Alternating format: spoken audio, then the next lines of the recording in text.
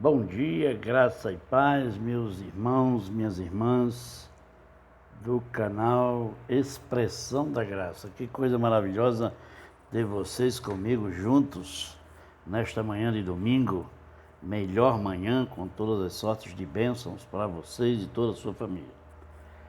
Um tema que me intriga muito com relação ao que se fala sobre as igrejas. As igrejas. Quem? Nós, Igreja Templos. A igreja que o sistema religioso faz, ela é uma igreja cristã ou uma igreja judaica? Vamos ver então? Me acompanhe, chega mais para cá, vem mais para perto e me acompanha neste belíssimo tema que é igreja cristã ou igreja judaica. Eu quero, muitas vezes a gente vê os nossos irmãos eleitos do Senhor presos a dogmas, ceticismos, heresias, sofismos, falácias, fábulas do sistema religioso que os prendem, né, em alçapões aí, para o que é agarinhar recursos financeiros às custas daquele porque eles não trabalham, e a obra que ele diz que está fazendo a obra do Senhor, mas é do Senhor presidente da instituição, não é do Senhor Deus, porque o Senhor Deus não tem necessidade de dinheiro, mas do Senhor da instituição, né? O presidente da federação, da grande instituição. São verdadeiros cães gulosos, né? Que tosqueiam as ovelhas em prol de uma determinada coisa chamada fé e sobre a primordial aspectos de que eles aprenderam de que a necessidade humana da natureza carnal é, primeiro, cura. Segundo, se livrar dos problemas. Terceiro, busca de prosperidade. Quarto, busca da casa própria. Quinto, busca de salvação.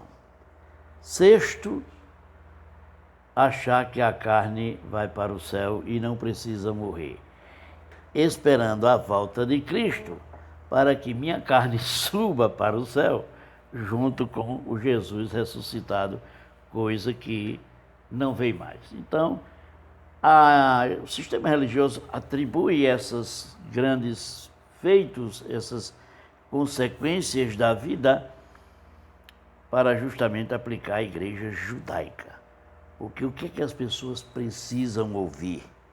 Aquilo que a lei de Moisés prevalecia. O que a lei de Moisés dizia, o que os profetas profetizavam para a era de Jesus de Nazaré e não para a geração de agora. Então eles utilizam esses artefatos, esses meios, que é para induzir as pessoas a crer ainda numa suposta vinda do Cristo ressuscitado, para que possa salvar a carne. Porque aqueles que morreram esperando em Cristo, uns dizem está no céu, outros dizem está não sei aonde, mas na realidade não está em canto nenhum, está na sepultura. Então eu quero começar esse tema na igreja cristã ou uma igreja judaica. É para o que Paulo escreveu na segunda carta aos Coríntios. Não só o rosto de Moisés estava coberto com o véu, mas a mente e o entendimento do seu povo também. E é o que acontece dentro das igrejas evangélicas. Eles, além de estarem com o véu de Moisés, os pastores, os líderes religiosos, estarem com o véu de Moisés, ainda o povo que frequenta aquele templo, a sinagoga, dizendo, também estão sem entendimento da coisa, da graça. Então, é eles com o véu para que seja encoberto o entendimento e iluminado os olhos das pessoas, para que não vejam a graça abundante de Cristo, mas sim prevaleça a vontade do homem e as ordenanças do homem, que era prescrita na lei de Moisés. E ele diz: mas o entendimento do seu povo também estava vendados e obscurecidos. Ainda agora, quando a antiga aliança é lida, os corações e as mentes dos judeus estão cobertos com um grosso véu, porque eles não podem ver nem entender o sentido verdadeiro da antiga aliança, porque o véu só pode ser removido por meio de Cristo. E isto é o que acontece dentro do sistema religioso, quando essa parte do véu ainda está cobrindo o entendimento dos irmãos eleitos do Senhor. Mas veja bem, no verso 15 ele diz: até o dia de hoje, quando eles leem o escrito de Moisés, um véu cobre os seus corações, ou seja, suas mentes. Mas sempre que alguém se volta de seus pecados para o Senhor, o véu é retirado. Quando eles conseguem rasgar esse véu, abrir o seu entendimento, iluminar os seus olhos para o verdadeiro evangelho do Cristo ressuscitado, esse véu é retirado. E aí você passa a enxergar a graça de Deus, a graça do Eterno, o amor infinito, baseado em apenas dois conceitos: fé e graça. Não existe mais o sacrifício, não existe mais o batismo nas águas, não existe mais a Santa Ceia que nunca existiu, a Páscoa, pois o Cordeiro, que é o Filho do Homem, foi imolado. Em um único só sacrifício, Deus retirou todo o pecado do mundo. E pela sua bilateralidade do sangue, uniu os povos que antes eram inimigos de Deus e do povo de Israel. O Senhor é o Espírito que lhe concede a vida. E aonde está o Espírito, aí há a liberdade. Isso é verdadeiro, isso é muito verdadeiro. Veja bem o que Paulo fala aos Romanos. Paulo fala aos Romanos, no capítulo 10, no verso 4. Veja bem essa passagem de Paulo aos Romanos, no capítulo 10. Porque o fim da lei é Cristo. Porque para que todo o que crê nele seja declarado justo, seja salvo, seja justificado. Porque fomos justificados desde antes, nós gentios, fomos justificados desde antes da fundação do mundo. Fomos predestinados a uma salvação. O nosso espírito recebido é um espírito de glória, um espírito vencedor, um espírito que não conhece a morte. Porque nós seremos, a nossa carne voltará ao pó, e o nosso espírito será devolvido a Deus. Não conheceremos a morte já não prevalece sobre nós, porque Deus nos vê em espírito perfeitos, sem mácula, sem corrupção, incorruptível. Como disse lá em Filipenses, voltaremos num corpo glorioso como o dele, como o de Cristo Jesus.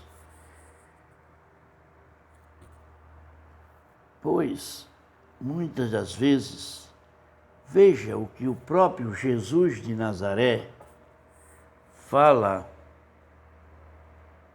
Veja o que o próprio Jesus de Nazaré fala lá no livro de Lucas, no livro histórico de Lucas, no capítulo 2,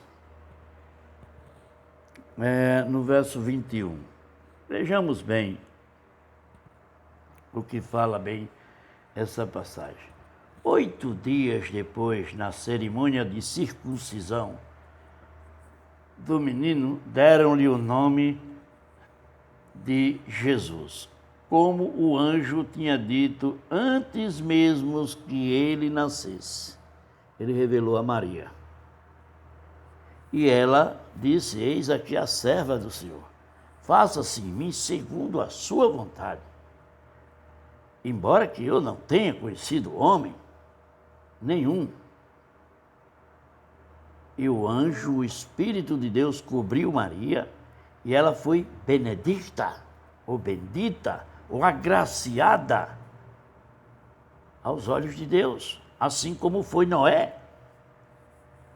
Cheio de graça do Senhor, o mundo entrou em dilúvio, mas Deus achou graça diante de Noé, assim como para o Filho do Homem vim, ou Filho de Deus vir, ele também achou graça diante de Maria e de José. Achou graça.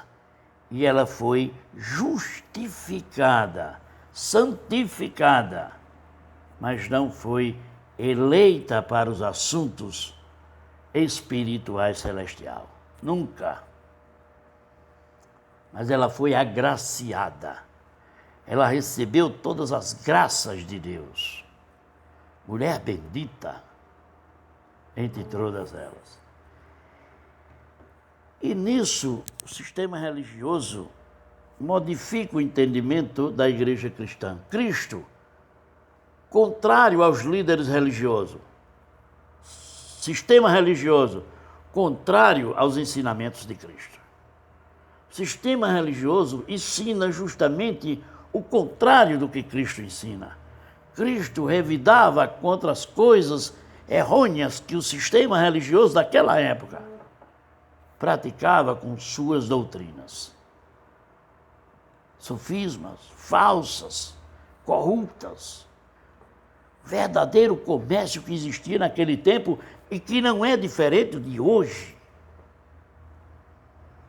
Com esse sistema religioso também corrupto. Eles procuram trazer a sua igreja, o sistema, as suas instituições para o tempo de Jesus de Nazaré. Só que naquele tempo de Jesus de Nazaré não existia igreja evangélica, minha santa. A igreja evangélica veio após o ano 1500, só tem 400. Então reflita nisso, pense direitinho, porque o Senhor está contigo. Um forte abraço a todos vocês. Que Deus continue os abençoando, iluminando o vosso entendimento, para que todos vocês sejam dignos de toda a graça do Senhor. Paz e graça a todos, melhor manhã, um excelente domingo na presença do Senhor. Forte abraço, beijo a todos. Fui!